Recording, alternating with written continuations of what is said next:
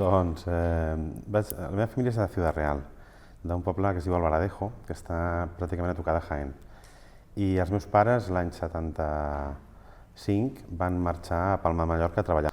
I jo vaig néixer a l'Hospital Militar de Palma, perquè el meu pare treballava per la Comandància de Marina.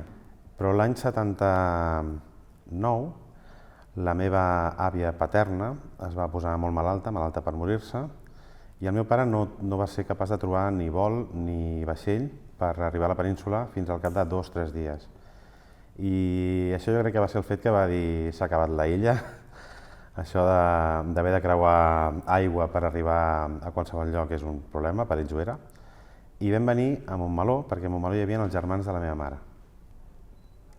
Al COU vaig escollir Ciències Polítiques i de l'Administració, a Bellaterra, a la Universitat Autònoma, i allà vaig finalitzar l'any 2004. Vaig anar a fer un Erasmus a Brussel·les i vaig tenir l'oportunitat de fer unes pràctiques al Parlament Europeu. I, per tant, Ciències Polítiques, havent fet pràctiques al Parlament Europeu, semblava que una mica el meu camí estava dirigit cap a l'administració. Però, de baixada de Brussel·les, vaig començar a treballar a Hewlett Packard, HP. Després d'això em fan una proposta per incorporar-me a Diputació de Barcelona, a l'Oficina d'Avaluació i Planificació de Polítiques Públiques, i vaig començar a ser regidor l'any 98-99. Per tant, portava temps sent regidor. I vaig començar la segona legislatura de l'alcalde Ramal. Jo, sincerament, mai no m'havia plantejat ser alcalde. Sempre he tingut la voluntat i la vocació de servir al poble, però mai des d'un punt de vista de ser la cara més visible o la persona més responsable. Però no va ser una primera elecció meva, sinó que els meus companys m'ho demanaven, jo crec que estava capacitat per fer-ho i vaig donar el pas. I això va ser el juliol del 2018. Des del punt de vista personal sí que és el que jo sabia que seria i per tant passes a estar a la vista de tothom, passes a ser, ja ho eres, però molt més. L'alcalde, en definitiva, és el cap més visible de l'Ajuntament i passes a estar a la vista de tothom i en certa manera sí que perds la teva intimitat i la de la teva família. Doncs la teva filla ja no és la teva filla, és la filla de l'alcalde, la teva dona ja no és la teva dona, és la dona de l'alcalde, els teus pares ja no són els teus pares, són els pares de l'alcalde, etc. I això a mi no és és el que més em molesta. No molesta, però és el que no li trobo la gràcia, diguéssim. Potser hi ha gent que sí, però en el meu cas no. I a mi, en canvi, m'agrada molt la part de gestió, la part de dissenyar, preparar i tirar endavant projectes. Aquesta és la part que a mi més m'agrada, més m'il·lusiona, la de l'organització municipal, la de la gestió pressupostària, la de la gestió tècnica, la de la gestió de projectes, en definitiva. Però una no funciona sense l'altra i l'altra no funciona sense la una. He portat algunes de l'etapa de Mallorca. Aquí és el pis on vivíem i teníem un petit hortet que hi anàvem els caps de setmana, dissabte i diumenge, aquí amb la meva mare. Érem i som una família treballadora i per tant el meu pare treballava, la meva mare feia de mestressa de casa. Era un barri molt humil, a les afores de Palma de Mallorca, i la meva mare no teníem família a Palma, teníem la família del meu pare però vivien en un altre poble. Estàvem jo i la meva mare com bastant sols. I la meva mare sempre m'ho diu que per ella aquells 2 o 3 anys que vam estar allà van ser un moment de molta intimitat mare-fill, perquè estàvem sols. Aquesta és una fotografia de l'Escola Sant Jordi, quan tenia aules al carrer Carles Linde, i aquesta és la meva classe d'aquell moment. Jo estic aquí, que vaig sortir molt malament, amb els ulls tancats, però bueno.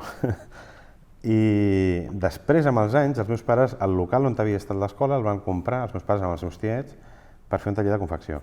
I fa gràcia, perquè després vaig estar a la meva escola, però ja com a taller de confecció. Quan vaig acabar el seminari vaig anar a Bellaterra i la meva família no em podia pagar una estada a l'estranger. Llavors vaig començar a treballar tercer i quart de carrera com a vigilant d'una fàbrica aquí a Granollers i treballava a torns, treballava matí, tarda, nit i caps de setmana 12 hores.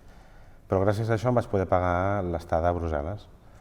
I aquesta era la casa on jo vivia, aquests eren els companys de la casa, i encara tenim contacte tots plegats, encara ens veiem molt sovint i ja fa 20, des del 98, 99, ja fa una estona. Però encara ens parlem, va ser una etapa molt especial, molt divertida. Curiositats, aquesta noia d'aquí, de Rínxols, és la Pepa Charro, que és la terremoto d'Alcorcón. Doncs és aquesta. La Pepa i jo compartíem casa. Ella vivia a la planta de dalt i jo a la planta de baix, però encara mantenim amistat i ens truquem i ens escrivim de tant en tant. I aquesta és del menjador de la facultat. Aquesta és del menjador de la facultat. Com a estudiants amb pocs recursos que érem, però et vull explicar que el menjador era molt barat, era un menjador universitari, per tant crec que dinàvem per 2-3 euros i allà ens fotíem les botes per després no haver de comprar tant a casa. Bueno, t'he portat una més personal, que és la meva filla, el bateig de la meva filla, que per mi també ha estat el moment més... És un moment molt bonic, és el més bonic que tinc, no? Vale, la presa de possessió, perquè ara que us he explicat una mica la trajectòria vital, doncs un nen del barri del Sant Crist, que és un dels barris perifèrics de Montmeló, d'una família treballadora, veure que un dia arribes a ser la màxima autoritat del teu municipi, del municipi on has viscut sempre, doncs per mi i per la meva família va ser un moment molt especial, no? D'una banda de satisfacció i de l'altra d'una gran responsabilitat, no? De saber que segurament ha arribat el moment de la teva vida en què has de donar el millor de tu mateix.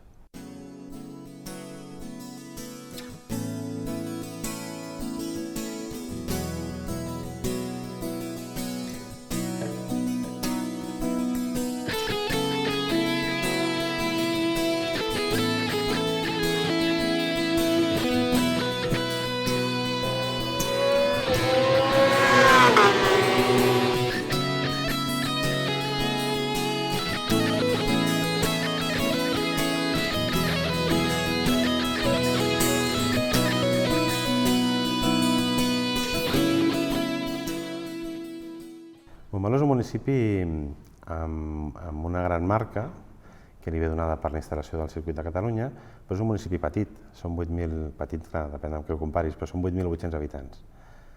Amb un entorn de segona corona metropolitana, però molt ben connectat. Tenim un tren que et posa a Passeig de Gràcia en 24 minuts, a Sants en 35, i per tant molt ben comunicat a tots els nivells. Tenim la C-17, la C-33, la P-7, que ens travessen per aquí, el tren, i en definitiva per aquí passava la Via Augusta, no està acreditat del tot, però té tota la pinta que per aquí passava la Via Augusta, i de fet per aquí passen actualment l'alta velocitat, passa el gasoducte de connexió amb França, la fibra òptica de connexió amb França, però al mateix temps manté el caliu de poble. Som 8.800 habitants, som una vila una mica crescuda, però no arribem estem rodejats de poblacions molt més grans. No tenim voluntat de ser una ciutat gaire més gran.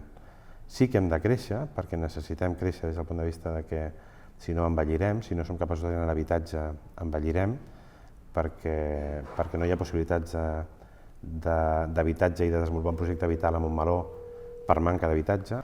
Montmeló és un poble molt popular, m'atreviria a dir, un poble molt de gent fonamentalment treballadora.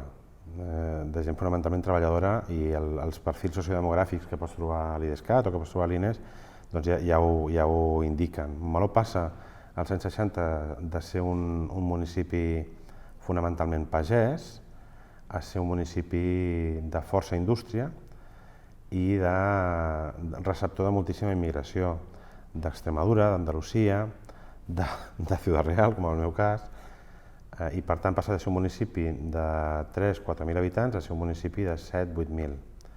Per tant, un canvi molt profund d'això, d'un poble pagès del Vallès Oriental a tocar de Granollers a ser un batibull de barreja de gent d'orígens molt diversos. I en certa manera crec que manté aquest esperit. Després, durant els 90, va ser també un lloc receptor de gent que venia buscant millors oportunitats d'habitatge de Santa Coloma, de Badalona, no tant de Barcelona, més sobretot Santa Coloma, Badalona, que venien un pis en aquestes ciutats a un preu molt més elevat i aquí trobaven una unifamiliar o un habitatge més gran a un preu molt més assequible. I aquesta jo crec que va ser una segona arribada de gent, que és la que ens situa en els 8.000, 8.800 que estem ara. Jo crec que hi ha un punt d'inflexió l'any 2012, amb la llei Òmnibus, la Generalitat decideix suprimir tots els consorcis dels que forma part, i transformar-los en societats limitades mercantils del sector públic i, per tant, subjectes a normativa mercantil pública. Això vol dir que hi ha unes participacions en les que la Generalitat té una majoria aplastant del 74-75%, l'Ajuntament de Montmeló actualment té un 7 i escaig i el RAC deu tenir en torn al 10-12. A partir d'aquell moment comencem a funcionar com una mercantil pública i, per tant, el circuit durant molts anys ha estat deficitari en el seu balanç anual i, per tant, s'han hagut d'anar a ampliacions de capital per cobrir aquest dèficit de resultats. I evidentment, Montmeló amb 8.800 habitants sempre hem dit, i és una de les condicions, no podem anar en aquestes ampliacions de capitals, aportem de moltes altres maneres al bon funcionament del circuit i, per tant, qui fa les aportacions de capital és la Generalitat. Clar que el circuit és deficitari, sí, la meva festa major també ho és. D'aquí 2 setmanes tenim festa major, la meva festa major és deficitària. Vol dir que haig de deixar de fer la festa major? És evident que no. Doncs el circuit és una activitat promoguda des de les administracions públiques però que té un impacte brutal en l'activitat privada del país i en la seva promoció. I, per tant, mirar l'impacte del circuit únicament des de la perspectiva del balanç i mirar quin paper de corresponsabilitat han de tenir les administracions participants únicament des del punt de vista del resultat econòmic, des del meu punt de vista és un error.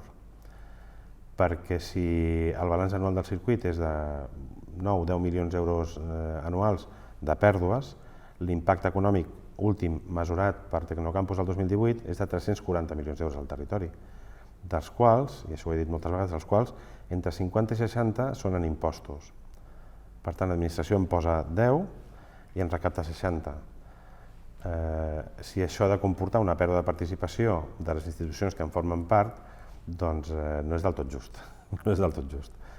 La relació és bona, no obstant. La relació és bona, però sovint s'oblida que l'administració, el territori en el que està situada la infraestructura, és Montmeló. Hi ha una qüestió innegable i és que el circuit ha situat Montmeló al mapa i, per tant, Montmeló és conegut arreu del món gràcies al circuit, perquè ja fa un mes vam tenir Fórmula 1 i Fórmula 1 és un espectacle que es va poder veure a les llars de 400 milions de persones a tot el món, que es diu aviat, i per tant el nom de Montmeló va estar a la llar de 400 milions de persones a tot arreu, un municipi de 8.800 habitants, i aquest és un retorn evident, però és un intangible, i sí que el notem en la instal·lació de determinades indústries o amb la projecció del municipi. El retorn econòmic ve per l'activitat que s'hi realitza. Per exemple, a Montmeló, pel seu tamany d'habitants, 8.800, doncs tenim moltes places hoteleres que no tindríem si no fos per l'activitat del circuit. Es transforma en l'activitat econòmica que es desenvolupa a les seves indústries que donen servei al circuit o al tipus d'indústria. Més enllà d'això, el benefici econòmic prové de l'activitat que s'hi realitza, les ocupacions de via pública, les utilitzacions, llicències, etc. Una joia que és encara bastant desconeguda, però a Montmeló, per allò que et deia de la Via Augusta, hi ha un jaciment romà, una torre de defensa, que és del segle I abans de Crist. Allà s'han trobat uns frescos que s'ha identificat que són els més antics de la península Ibèrica. Hi ha qui defensa, i això és una hipòtesi, que podria ser semproniana. Semproniana, no sé si sabeu què són els vasos de Vicarello. Els vasos de Vicarello eren la guia Camsa dels romans. Doncs dius, Montmeló, 7 quilòmetres, Granollers, 7 quilòmetres, tal, i d'aquesta manera feien la ruta. Hi ha una parada entre Sabadell, que era Raona, i la següent, que no recordo el nom, que és semproniana i que no s'ha pogut identificar mai on estava. La Torreta és el centre cultural, que és la finca de Can Campanyà, de la família Campanyà. Montmeló també va ser un destí d'estiueig durant la Renaixença i segle XVIII, segle XIX. A Montmeló, una de les seves característiques és que va tenir la segona línia de tren de la península Ibèrica. La primera va ser la de Mataró. Can Campanyà és una d'aquelles cases, una casa d'estiueig, una casa senyorial, que amb els anys va quedar la propietat la va vendre a l'Ajuntament de Montmeló, l'Ajuntament de Montmeló la va restaurar amb un pla de treball i actualment i de fa ja crec que prop 30 anys és el centre cultural del municipi. Però és una finca molt maca, bastant privilegiada, que té uns jardins preciosos i és on, per exemple, fem els casaments o molta activitat. A la part de darrere de la Torreta hi ha el Teatre Auditori, i la sala polivalent La Torreta.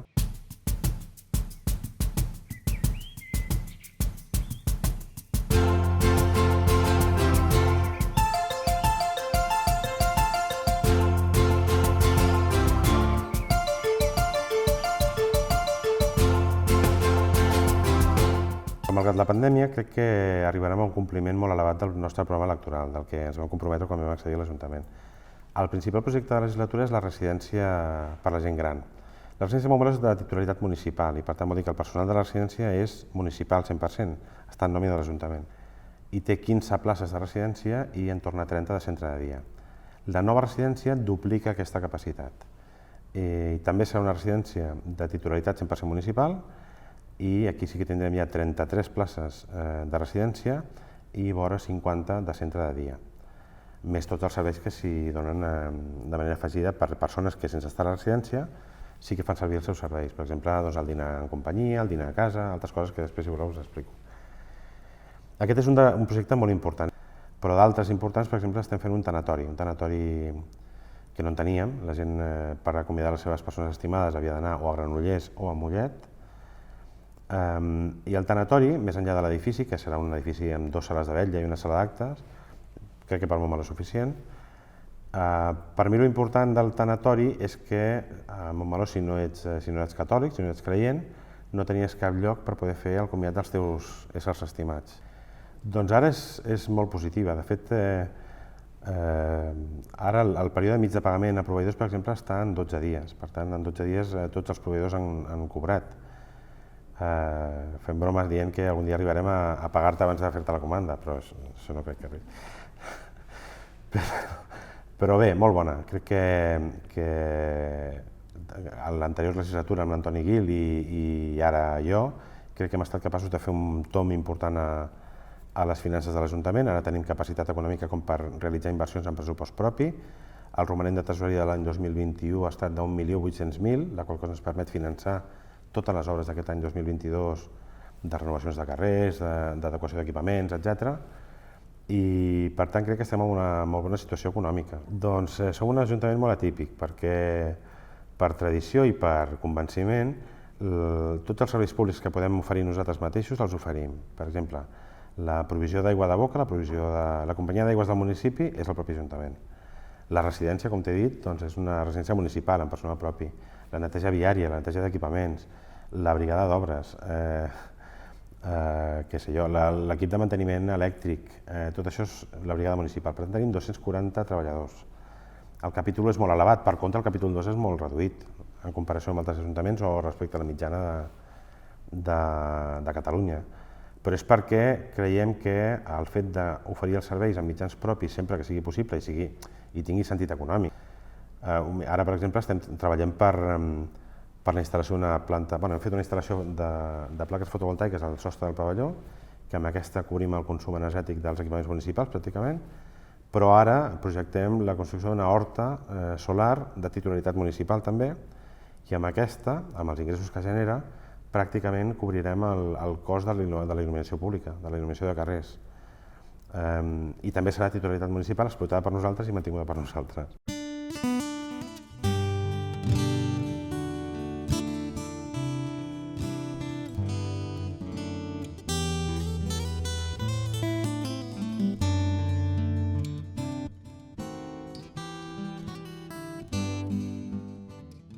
Crec que ara, per exemple, tenim un problema molt important amb l'atenció sanitària, amb l'atenció primària.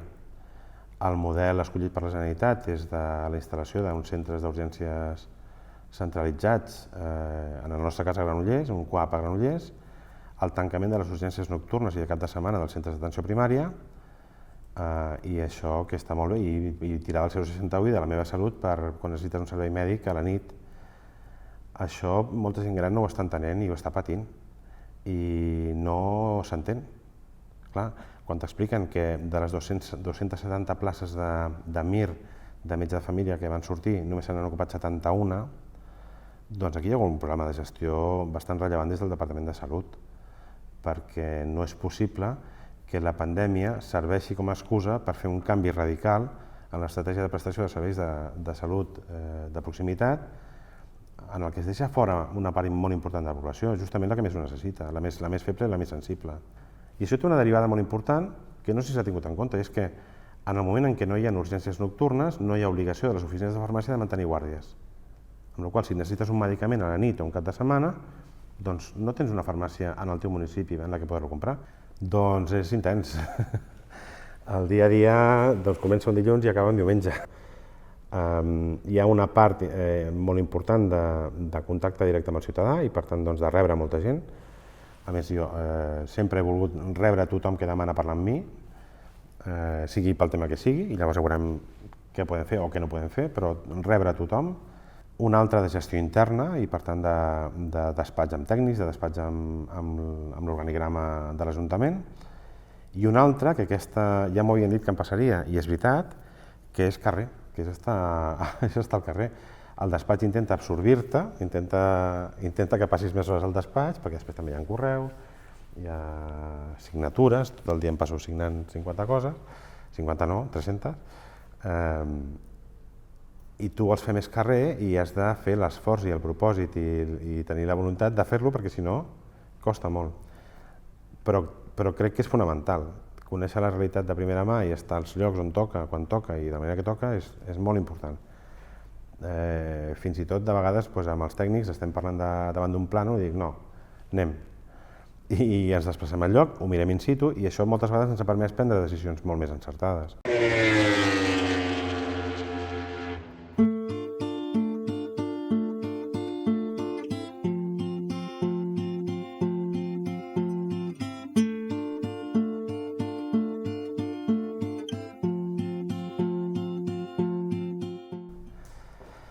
Rayuela, de Cortázar. Theos Angelopoulos, però el títol exacte no me'n recordo, però m'agrada moltíssim aquella pel·lícula. Sí, El viaje de Ulises. M'agraden moltes. A mi m'agraden molt els Beatles, doncs una dels Beatles. In My Life. Jo soc cuiner, a més. M'agrada molt un plat de cuina. Et diré l'últim que he fet, no perquè és que m'agrada molt. Pasta de full amb una crema especial que es diu Namelaka. Doncs això la setmana passada vaig fer. Aigua fresca. A Espanya, sí. Un viatge molt maco que vam fer a Canadà. Canadà i Estats Units. Va ser com una mena d'un road trip d'aquells, d'un viatge amb etapes que anàvem fent i aquest el vam fer l'any 2001. Aquest viatge em quedaria. La natació. La honestedat. La honestedat des del punt de vista de no sé com dir-te, la integritat, anar de cara, la sinceritat, la transparència.